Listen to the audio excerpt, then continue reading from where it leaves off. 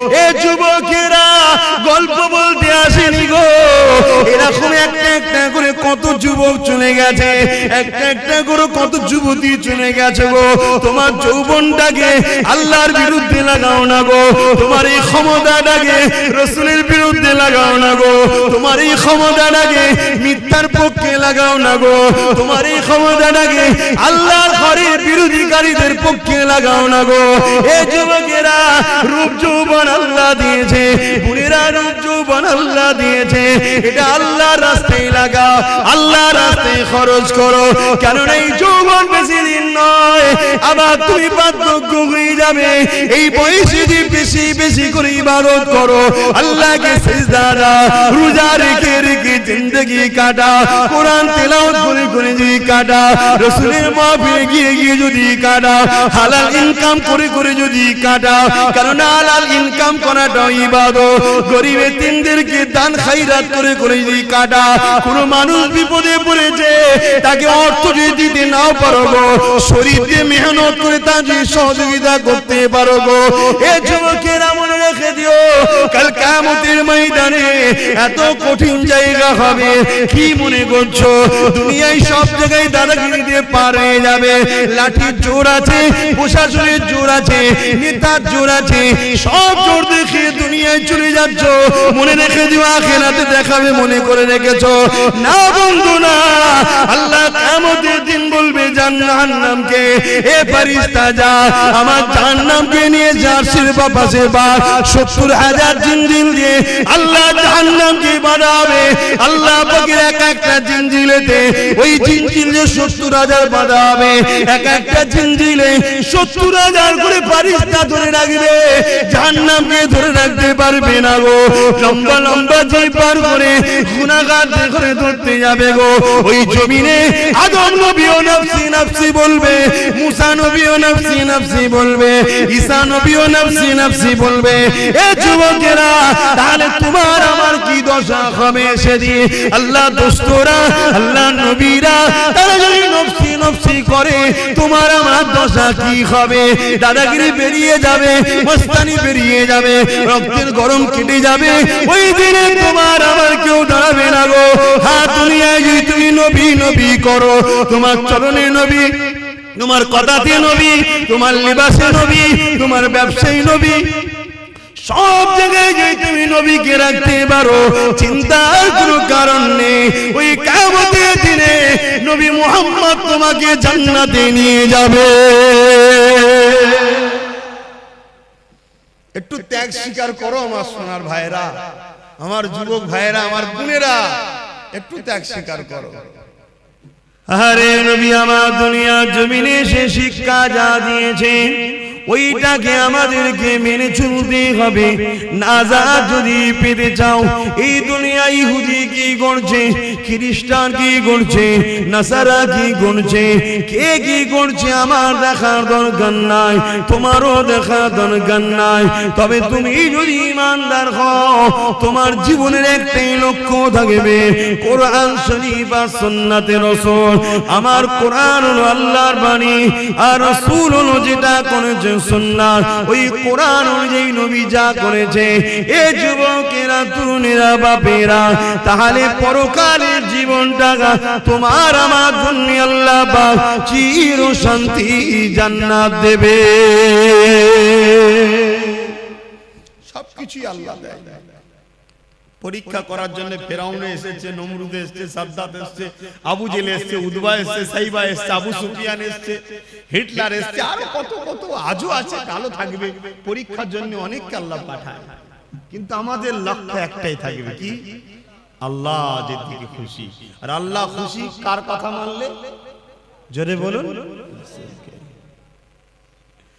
এই নওজওয়ানেরা, আল্লাহ নবী জানিয়ে দিলেন, লা ইউমিনু আহাদুকুম হাত্তা আকুনা أحب إليه من والده وولده والناس أجمعين বাবারা তোমরা নিজেকে ঈমানদার মনে করো না ততক্ষণ পর্যন্ত যতক্ষণ না তোমরা তোমাদের ধন দৌলত জমি জায়গা টাকা পয়সা এমনকি নিজের জানের থেকেও আমি রাসূলুল্লাহকে বেশি না মহব্বত করবে ততক্ষণ পর্যন্ত তোমরা ঈমানদার হতে পারবে না। এই যুবকেরা ঈমান ছাড়া কখনো জান্নাতে যাওয়া যাবে না। ঈমান কি জিনিস? এক কথাই হলো জীবনের সব কিছু থেকে আল্লাহ আল্লাহ রাসূলকে বেশি ভালোবাসা। পারবে তো? জীবনের সব কিছু থেকে আল্লাহ আল্লাহ রাসূলকে বেশি ভালোবাসা। ঘরে যাবেন, যে আয়নার সামনে দাঁড়াবেন, দাঁড়িয়ে জিজ্ঞেস করবেন, হ্যাঁ আয়না, আয়নাটা ছবি পড়বে না, ওকে জিজ্ঞেস করবেন তুই সব কিছুর থেকে কাকে বেশি ভালোবাসিস? যদি তোর আয়নার ছবি বলে যে আল্লাহকে ভালোবাসিস, জানবেন ঠিক জায়গায় আছে। কেন মানুষ সবাইকে ধোঁকা দিতে পারে, নিজের মনকে কখনো ধোঁকা। তখনই তোমার বিবেক বলে দেবে তুই তো মিথ্যা কথা বলছিস রে। তোর সামনে যদি একটু 10,000 টাকা দেওয়া হয়, তুই তো অমনি সঙ্গে সঙ্গে নামাজ কাজা করে ছুটবি। তাহলে কি মোহাব্বত রইল? তোমার বিবেক উত্তর দিয়ে দেবে। বাবার আল্লাহকে যারা মহব্বত করেছে, নবীকে যারা মহব্বত করেছে, তাদের জীবন আদর্শ আমাদের জন্য মডেল গো। আল্লাহ কোরআনে নবীদের জীবনী আমার নবীকে শুনিয়েছে, বিশ্বের মানুষের কল্যাণের জন্য মেসেজটা রয়ে গেছে। এই দুনিয়ার মানুষেরা আল্লাহর প্রেমিক যারা হবে তাদের জিন্দেগিটা কেমন হয় সে রেখে দাও। ফেরাউন বলে একটা রাজা ছিল, যাকে আল্লাহ পৃথিবীর রাজত্ব দিয়েছে গো। একটা রাজ্য নয়, একটা দেশ নয়, পৃথিবীর সম্রাট ছিল, পৃথিবীর রাজা ছিল। তার এত পাওয়ার ছিল, এত শক্তি ছিল। সেই শক্তি পাওয়ার নিয়ে সেই নিজে একদিন নিজেকে খোদাই দাবি করে বসলো। সেই খোদাই দাবি করে দুনিয়ার মানুষকে তার দাসত্বের গোলাম বানাতে লাগলো। তার জীবনের প্রতিটা মুহূর্ত ছিল অন্যায়, তার জীবনের প্রতিটা মুহূর্ত ছিল জুলুম, তার জীবনের প্রতিটা মুহূর্ত ছিল নারী দেহ শোষণ করা, তার জীবনের প্রতিটা মুহূর্ত ছিল শরাব পান করা, তার জীবনের প্রতিটা মুহূর্ত ছিল মানুষের উপরে জুলুম করা, তার জীবনের প্রতিটা মুহূর্ত ছিল গরিবদের ঘরে কৃতদাস বানিয়ে রাখা। এই যুবকেরা, আজও যদি কেউ শরাব পান করে, আজও কেউ নারী দেহ শোষণ করে, আজও কেউ যদি গরিবদের উপরে জুলুম করে, অবশ্যই সে মুসা নবীর সাথে থাকতে পারে না, সে ফেরাউনের সাথে থাকবে। ইতিহাসের পাতা সাক্ষী দিয়ে দেয়, এই ফেরাউনের আমলে ফেরাউনের ঘরে একজন মেয়ে কাজ করত, যিনার নাম হল হযরতে মাসাত্তা। গরিব মেয়ে ছিল, যা তিনটে আল্লাহ সন্তান দিয়েছিল। স্বামী হারাই তিনটে সন্তানকে নিয়ে ফেরাউনের ঘরে লালন পালন করে কাজ কাম করে জীবন যাপন করত। কিন্তু এই মাসাত্তা অন্য মানুষের মতো ফেরাউনকে কিন্তু খোদা বলে মানে না। ওই মাসাত্তা অন্তরে অন্তরে এক আল্লাহকে মেনে নিয়েছিল। ইতিহাসগুলো আমাদের জন্য কিন্তু শিক্ষা দিয়ে যাচ্ছে, তাই তো নাকি গো? ইতিহাস আমাদের ঘরে কি শিক্ষা দেয়? আমাদের ঘরে আমাদের ভবিষ্যৎ গড়ার শিক্ষা দেয়, আমাদেরকে জানায় ইতিহাস। এই যুবকেরা, ও আমার আম্মারা, বোনেরা, মন দিয়ে শুনে রেখে দেন, এসেছি আপনাদের পীরের বাচ্চা, নবীর খানদান, নবীর গোলাম বলে দিয়ে যায়। আজ আছি, কাল আমিও থাকবো না গো। বিশ্বাসের কোনো বিষয় নাই গো। আজ আপনারা আছেন, কাল আপনারা চলে যাবে। সবাই কাফন পরিয়ে দিয়ে মিনহা খালাকনাকুম ওয়া ফিহা নুঈদুকুম ওয়া মিনহা নুখরিজুকুম তারাতান উখরা বলে মাটি দিয়ে চলে আসবে। যদি তুমি দুনিয়ার জমিনে নবী নবী নবী করে যেতে পারো, তোমার উঠা বসা চাল চলন যদি নবী থাকে, তোমার সাংসারিক জীবনে যদি নবী থাকে, তোমার কারবারিক জীবনে যদি নবী থাকে, তোমার রাষ্ট্রীয় জীবনে যদি নবী থাকে, তোমার রাজনীতির জীবনে যদি নবী থাকে, তোমার দেশপ্রেমে যদি নবী থাকে, তোমার মানবতায় যদি নবী থাকে, তোমার ইনসানিয়াতে যদি নবী থাকে, তোমার মানুষের ভালোবাসায় যদি নবী থাকে, এক কথায় তোমার জীবনে প্রতিটা সেকেন্ডে নবী থাকে, জেনে রেখে যে কবরের জমিনে তুমি একা থাকবে না। যখন তোমাকে শুইয়ে দিয়ে আসা হবে, তোমার বাপ চলে যাবে, তোমার আম্মা চলে যাবে, তোমার স্ত্রী চলে যাবে, তোমার স্বামী চলে যাবে, তোমার ছেলে মেয়ে চলে যাবে, তোমার পাড়া প্রতিবেশী চলে যাবে, তোমার দুনিয়ার দরদি রাজনীতির লিডাররাও চলে যাবে। আর এই যে পীর সাহেব এসেছি, আমরাও কেউ তোমার সাথে কবরে যাব না, কিন্তু কবরের জমিনে মদিনাওয়ালা আসবে। তুমি যদি দুনিয়ায় মদিনাওয়ালার ডাঙ্কা বাজাও, কবরের জমিনে মদিনাওয়ালা বলবে ফেরেশতা আমি মুহাম্মদ সাক্ষী দিয়ে দিলাম, এই মদিনা এই দুনিয়ার জমিনে আমি মুহাম্মদ আমারই ছিল। আরো জোরে বলুন সুবহান।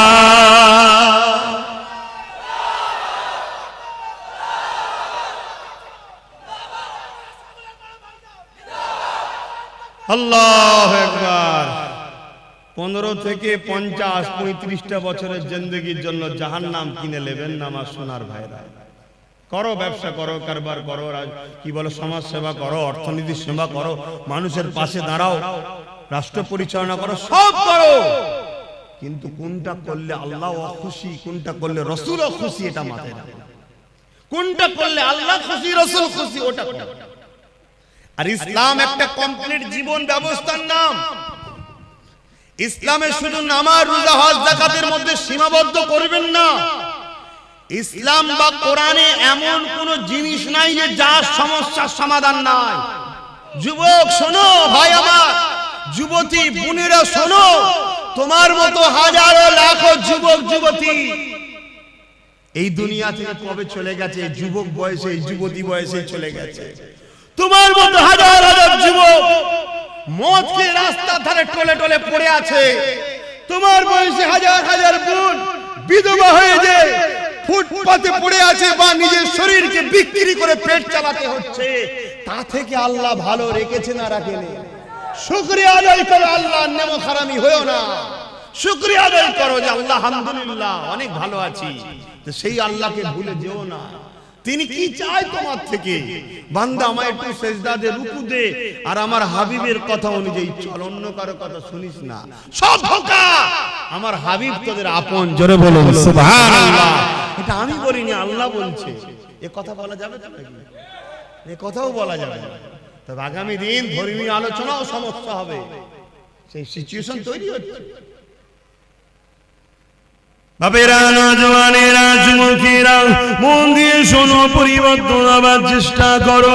কেননা এই দুনিয়াতে আমার আপনার জন্য পরীক্ষার জায়গা।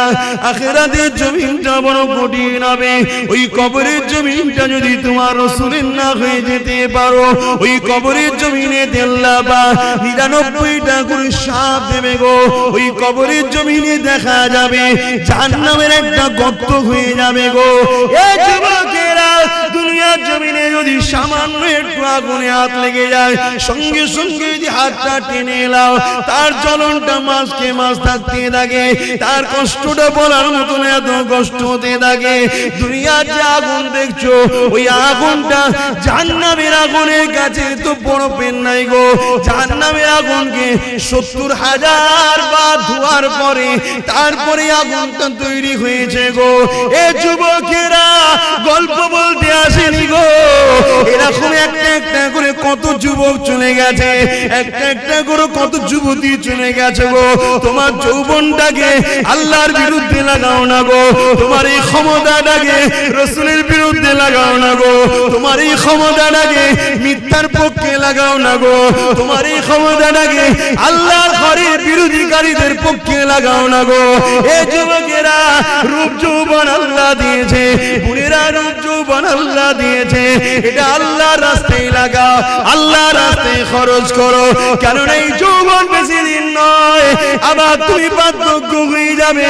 এই বয়সে যদি বেশি বেশি করে ইবাদত করো, আল্লাহকে সিজদা দাও, রোজা রেখে রেখে জিন্দেগি কাটা, কোরআন তেলাওয়াত করে করে যদি কাটা, রাসূলের মাহফিলে গিয়ে গিয়ে যদি কাটা, হালাল ইনকাম করে করে যদি কাটা, কারণ হালাল ইনকাম করাটাও ইবাদত। গরিব এতিমদেরকে দান খায়রাত করে করে যদি কাটা, কোন মানুষ বিপদে পড়েছে তাকে অর্থ যদি দিতে নাও পারো গো, শরীর দিয়ে মেহনত করে তা যদি সহযোগিতা করতে পারো গো, এ যুবকেরা মনে রেখে দিও, কাল কিয়ামতের ময়দানে এত কঠিন জায়গা হবে।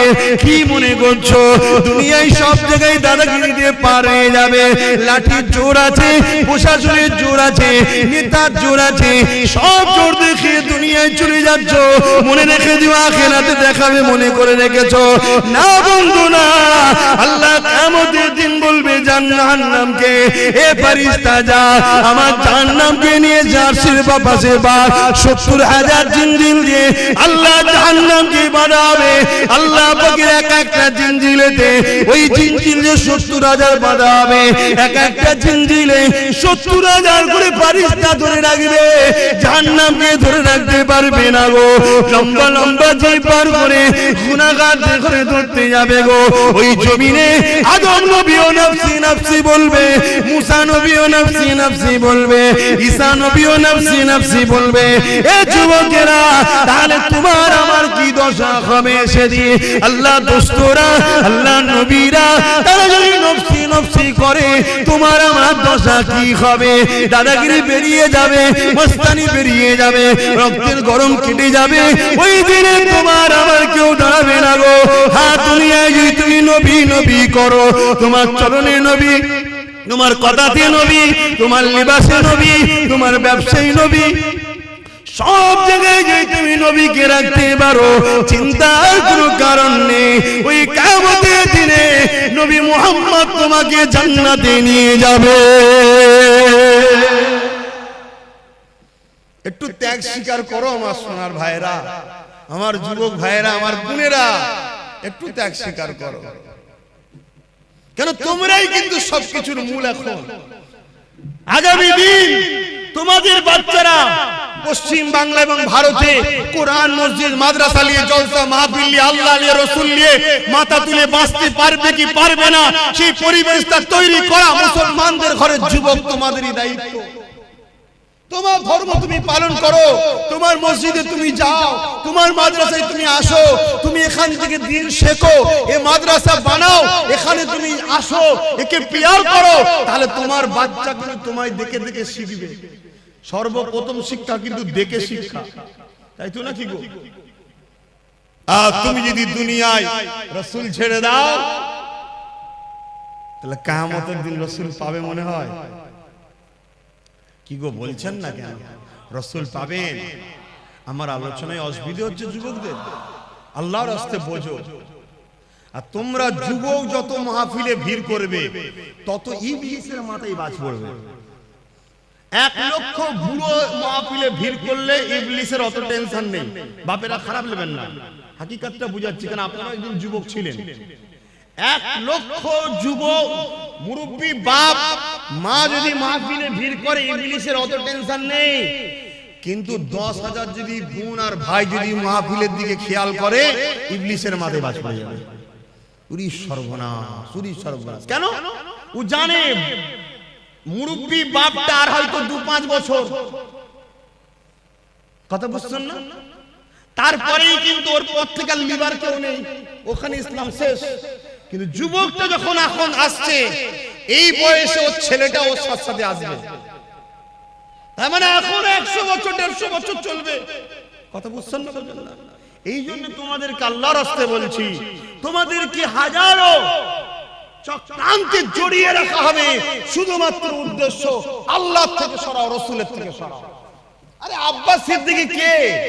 আব্বাস সিদ্দিকী পৃথিবীর বুকে একটা ছোটখাটো নগণ্য নবী, দ্বীনের খাদেম, অন্য কিছু নয়। সামান্য খাদেম, আমার থেকে তোমাকে কেউ সরাতে চায় না, তোমাকে সরাতে চাইছে রাসূল থেকে, আল্লাহ থেকে। হ্যাঁ, গর্বের সাথে বলছি, আব্বাস সিদ্দিকের জীবনের একটাই লক্ষ্য, দুনিয়ায় তুমি রাসূলের থাকো, আখিরাতেও তুমি রাসূলের থাকো। তাই আমার থেকে তোমাকে সরাতে পারলে রাসূল থেকে তোমাকে দূরে রাখা যাবে, এই কারণে কারণ তুমি আমার কাছে এলেই নবী ধরাবো, তাই তোমাকে ডিস্টার্ব করা হবে। আমার জীবনে একটাই কথা, তুমি আসো, সভ্যতার সঙ্গে আসো, মর্যাদার সঙ্গে আসো, নম্রতার সঙ্গে আসো, ইনসানিয়াত করো, ইনসাফ করো, ন্যায় প্রতিষ্ঠিত করো, মানুষকে প্যার করো, ভালোবাসো, নামাজ আদায় করো, রোজা আদায় করো, হজ আদায় করো, যাকাত দাও, মানুষের খেদমত করো, মা বাপকে প্যার করো, নিজের পরিবার স্ত্রীকে নিয়ে হাসি খুশিতে থাকো, পর নারীর দিকে খাকু নজরে তাকাও নি, তোমার পরিবারকে সময় দাও, তোমার বাচ্চাকে সময় দাও। আর মা বোনেরা, স্বামী ছাড়া অন্য কেউ নয়, তোমার স্বামী আপন স্বামীর দিকে তাকিয়ে থাকো। এই তো কথা বলি নাকি? যুবকরা বুঝার চেষ্টা করো। আরে প্রেম যদি করে যেতে পারো, কিয়ামতে কোনো চিন্তা থাকবে না। কিন্তু প্রেম রাসূলকে করলে, আল্লাহকে করলে কি হয় শুনে রেখে দাও গো। মক্কা জমিনে বিশাল একটা বাজার রয়েছে, ওই বাজারের উপরে দেখা যায় একজন হাবশী দেশের মানুষের গলায় বেড়ি পড়া, হাতে বেড়ি পড়া, পায়ে বেড়ি পড়া। এই যুবকেরা গরম বালির উপরে চিৎ করে শুইয়ে দিয়ে বুকের উপরে বাড়ি পাথর চাপিয়ে দিয়েছে, নিঃশ্বাস নিতে পারছে না, এমন করে চুলগুলো উস্কো খুস্কো, খালি পায়ে ধুলো, জামা মোজাগানো, এইরকম একটা হাবশী দেশের কালো মানুষ আসমানের দিকে বারবার চেয়েছে, জবানে কি যেন পিরপির করে বলতে লেগেছে।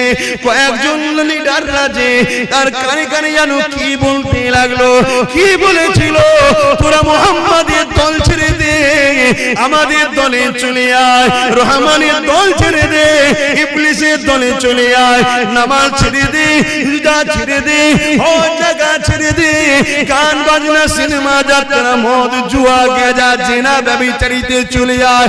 এই যুবকেরা, তরুণেরা এইভাবে যখন এই কালো হাবশী যুবকটাকে এইভাবে জুলুম করতে লেগেছে, সে যেন বিড়বিড় বিড়বিড় করে কি বলতে লেগেছে, এমন করে রোদকে লোহায় লেগে গরম করে তার ঠোঁটে চাকা দিতে লেগেছে, তথাপিও যেন চোখ দিয়ে পানি ছেড়ে আসমানের দিকে মুখ তুলে বিড়বিড় করে কি বলতে লেগেছে। এ যুবক, মন দিয়ে শোনো, মুখ ফাটিয়ে আব্বাস সিদ্দিক চিল্লাতে এসেছে, টাকার জন্য নয় গো, টাকার জন্য নয়, বুঝাতে চেয়েছি, বুঝলাম ভালোবাসি বলে, কেননা নিঃশ্বাসের কোনো বিশ্বাস নাই, আজ আছি কাল থাকবো না, আজ আছো কাল থাকবে না। এত জুলুম অত্যাচার কার উপরে করতে লেগেছে, যার নামটা হলো বেলাল, যে মদিনার মুয়াজ্জিন এক সময় ছিল গো। আল্লাহ রাসূলের সম্বন্ধে অনেক ঘোষণা দিয়েছে গো। এখন একটাই প্রশ্ন, বেলাল কি অন্যায় করেছে গো? বেলালের অন্যায় তৎকালীন আবু জেহেল, উতবা, সাইবা লিডারের নজরে একটা, বেলাল এক আল্লাহকে মেনে নিয়েছে। বেলালের অন্যায়টা কি ছিল গো? বেলাল মুহাম্মদ রাসূলের দলে চলে গেছে। বেলালের অন্যায় কি ছিল গো? বেলাল মা বাপের সম্মানের পক্ষে গেছে, বেলাল নারীদের অধিকারের পক্ষে গেছে, বেলাল এতিমদের পক্ষে গেছে, বেলাল গরিব অসহায়দের পক্ষে গেছে, বেলাল মদের বিরুদ্ধে গেছে, বেলাল সুদের বিরুদ্ধে গেছে, বেলাল ঘুষের বিরুদ্ধে গেছে, বেলাল দুর্নীতির বিরুদ্ধে গেছে, বেলাল জালিমদের বিরুদ্ধে গেছে। এক কথায় এই জমিনে শান্তি প্রতিষ্ঠিত করবে যে মুহাম্মাদের দিকে গেছে, তাই বেলালের উপরে এত জুলুম গো। এখন চিৎকার দিয়ে তোমাদের জানতে চাই, তোমরা যদি আল্লাহর দিকে যাও, রাসূলের দিকে যাও, ইবলিসের চালারা মারবে, জুলুম করবে, কেস দেবে, জেল হবে, জরিমানা হবে, তাহলে তোমরা চিৎকার দিয়ে বলো আল্লাহর দিকে থাকবে না, থাকবে না?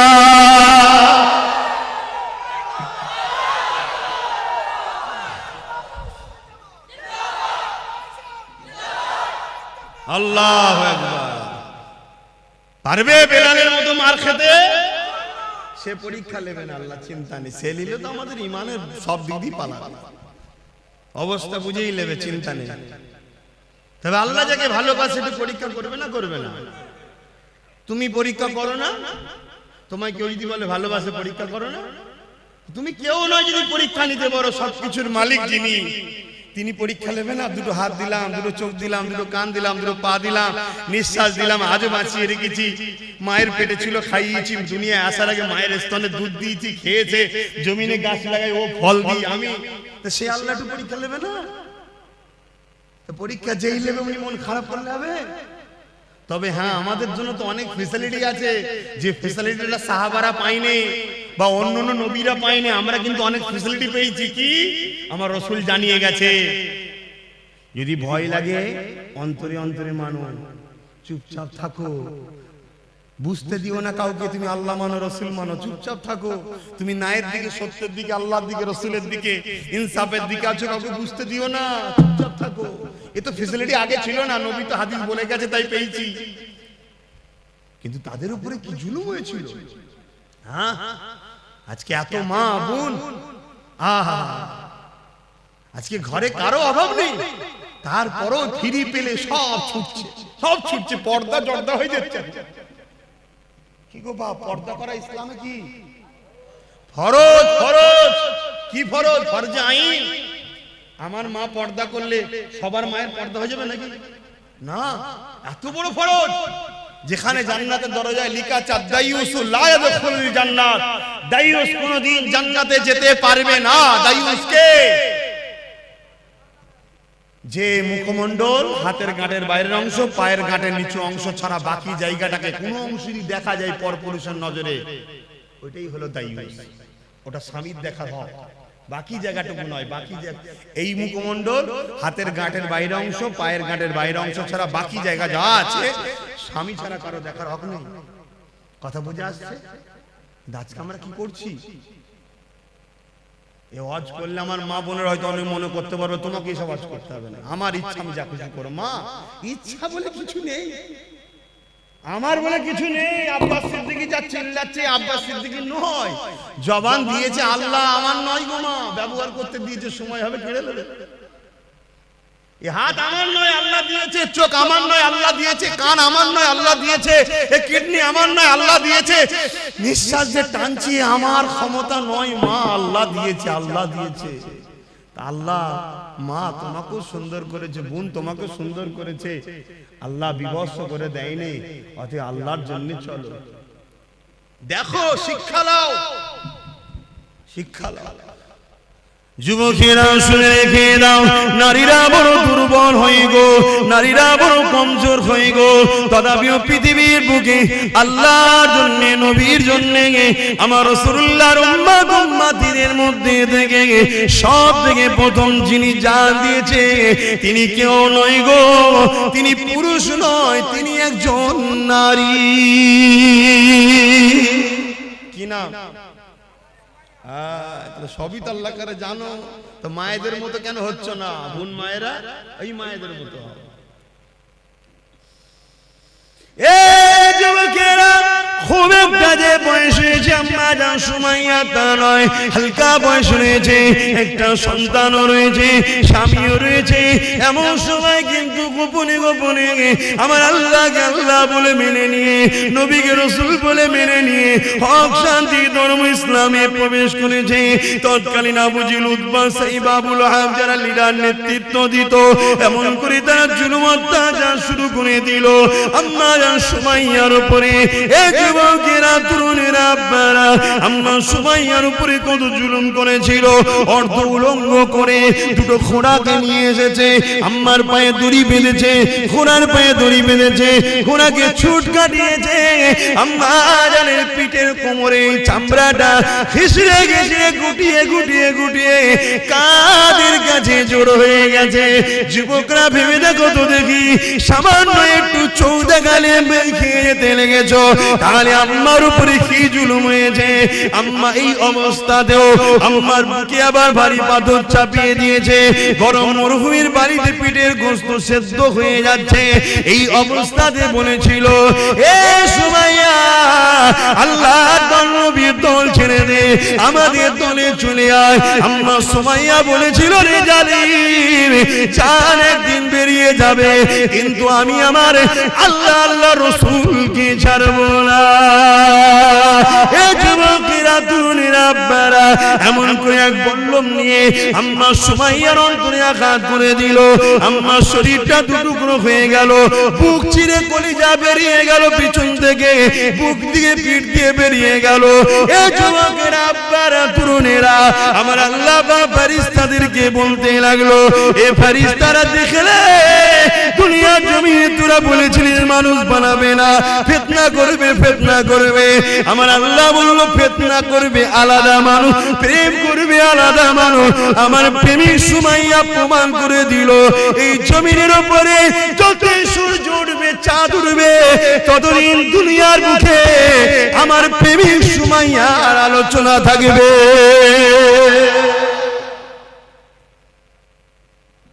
আজকে আব্বাস সিদ্দিকীকে আলোচনা করতে হচ্ছে, যেন আল্লাহর প্রেমিক। বলো, সে আল্লাহর রাসূলের প্রেমিক হতে পারবে তো নাকি গো? জান মাল সব দিয়ে প্রেমিক হতে হবে। দুনিয়ায় কারো কথা শুনলে চলবে না, আমাদের ঘরে মুহাম্মদ রাসূল এবং আল্লাহর কথা শুনে চলতে হবে, তাই তো নাকি?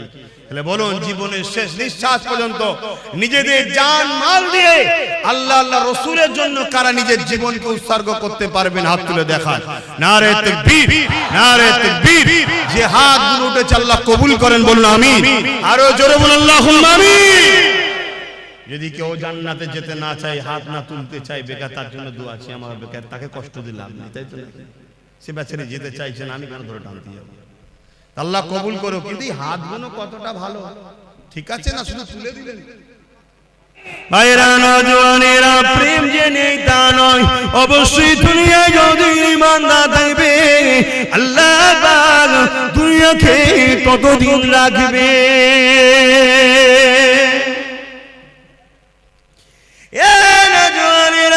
আল্লাহ নবী একদিন কাবা শরীফের পাশে সিজদায় পড়ে যে কাঁদতে লেগেছে। মন দিয়ে শুনেন, মন দিয়ে শোনেন, শুনছেন তো? আল্লাহ নবী দিন দুনিয়া বাসাবি জনাবে মুহাম্মদ রাসূলুল্লাহ সাল্লাল্লাহু আলাইহি ওয়াসাল্লাম নবী আমার কাবা শরীফের পাশে সিজদায় পড়ে কাঁদে। আমার আল্লাহ ওই সময় হযরত জিবরাইল সাল্লামকে পাঠিয়ে দিলেন, হে আমার হাবিবি চাল, কেন আমার হাবিব কাঁদে জিজ্ঞাসা করে আসুন। আল্লাহ সবই জানে, জিবরাইলকে জানতে চেয়েছে, এবং জিবরাইল আর রাসূলের কথোপকথনে আমরা তো জানতে পারবো, তাই পাঠিয়েছে।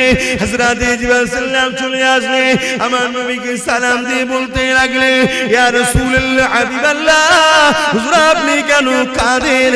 আল্লাহ পাক জানতে চেয়েছে। আল্লাহ নবী বলেছে, জিবরাইল রে, এ জিবরাইল, অন্য নবীর উম্মতিরা অন্যায় করেছে, ভুল করেছে, আল্লাহ পাক তাদের উপরে রাগ করে বেজার হয়ে সেই নবীর উম্মতদের ঘরে, কওমদের ঘরে, যেমন আজ জাতি আছে, সামুদ জাতি আছে, সবাইকে ধ্বংস করে দিয়েছে। আমার উম্মতিরা দুনিয়া ধোঁকায় পড়ে, শয়তানি খেয়ালে পড়ে অন্যায় করে ফেলবে, ভুল করে ফেলবে। আল্লাহ জানো তাদের উপরে আযাব গজব দিয়ে ধ্বংস না করে দেয়, এই জন্য কাঁদতে লেগেছি। এ যুবকেরা, কার জন্য এখনো বেঁচে আছো? দেখো দুনিয়ায় কি ফিতনা হতে বাকি নেই। বড় দুঃখের বিষয়, সোশ্যাল মিডিয়ায় দেখা যাচ্ছে আজকাল কিছু ছেলে তৈরি হয়েছে সেই জাহিলিয়াতের যুগের মতো, নিজের মায়ের ইজ্জত পর্যন্ত লুটছে। এখন কিছু ছেলে বেরিয়েছে জাহিলিয়াত যুগের মতো বোনের ইজ্জত লুটে নিচ্ছে। এখন কিছু ছেলে বেরিয়েছে জাহিলিয়াত যুগের মতো স্ত্রী সৈপন সর্বে যদি কন্যা সন্তান থাকে তাকে দিবস করিয়ে দিচ্ছে। তথাপি আল্লাহ এই দুনিয়া দাম গজব এখনো দেয়নি গো। তবে দেরি করবে না, সময় খুব তাড়াতাড়ি হয়ে এসেছে।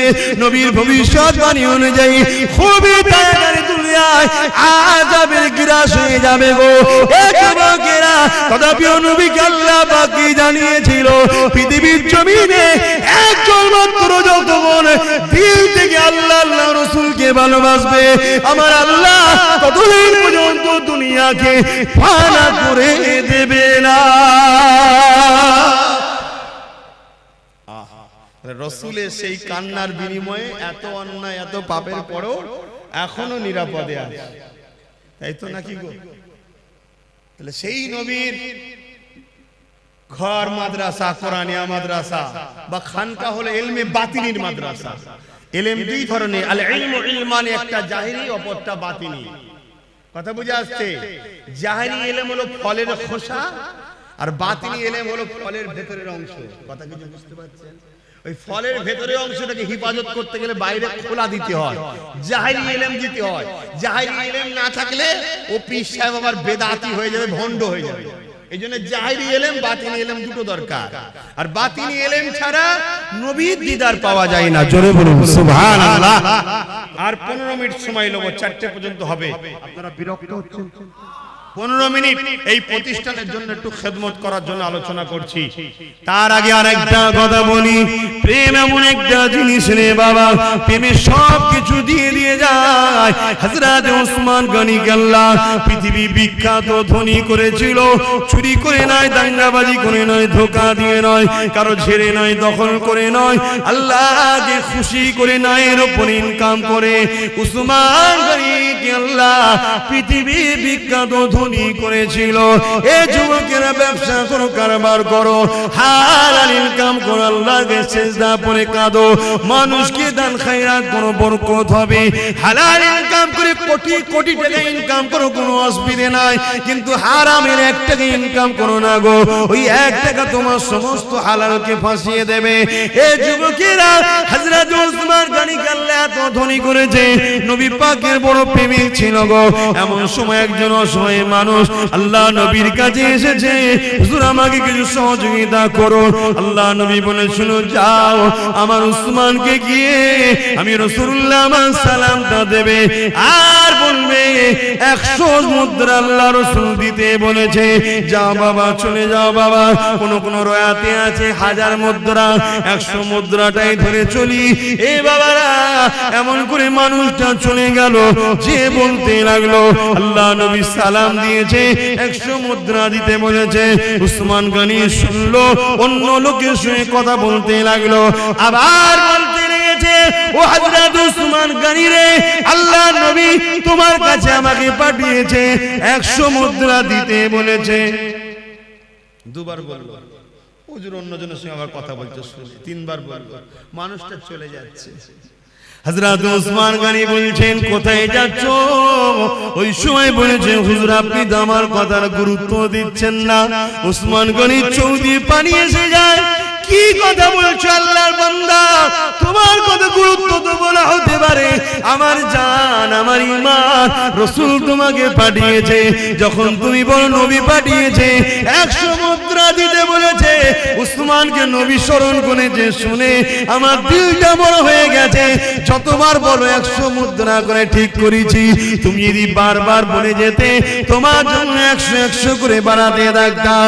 এ আল্লাহর বান্দা রে, আমার রাসূল তোমাকে পাঠিয়েছে শুনে আমি বড় খুশি। 3বার বলেছো, 300 মুদ্রা দিয়ে দিলাম। প্রেম কাকে বলে? প্রেম কাকে বলে? আল্লাহু আকবার।